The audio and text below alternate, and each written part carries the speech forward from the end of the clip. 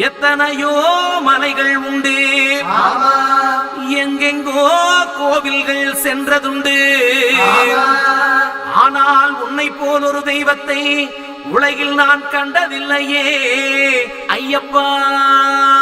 சுவாமியே சரணமையப்பா.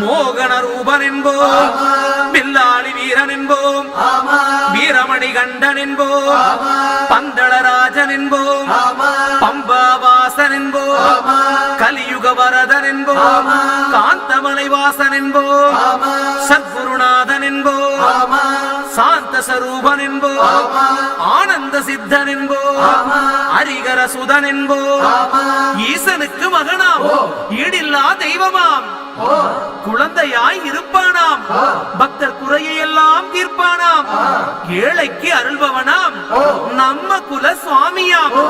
அப்படிப்பட்ட சுவாமி ரொம்ப சிறுசையா, ஆனா சக்தி ரொம்ப பெருசையா.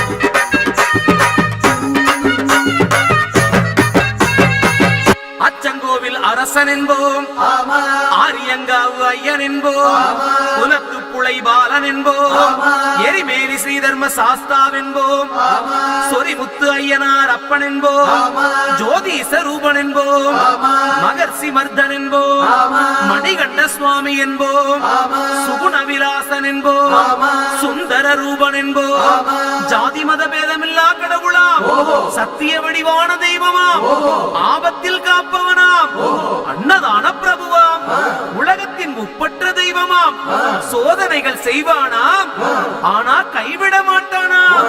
அப்படிப்பட்ட சாமி ரொம்ப சிறுசையா, ஆனா சக்தி ரொம்ப பெருசையா.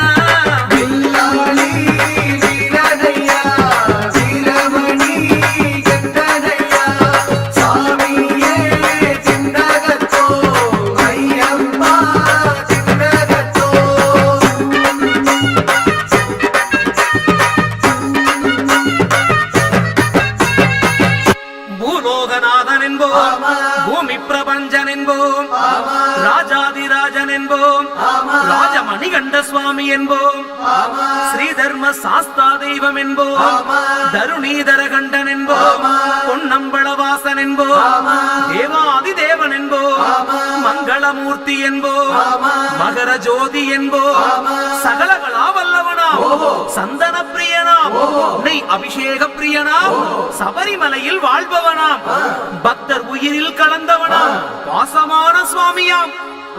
அப்படிப்பட்ட சுவாமி ரொம்ப சிறுசையா, ஆனா சக்தி மட்டும் பெருசையா.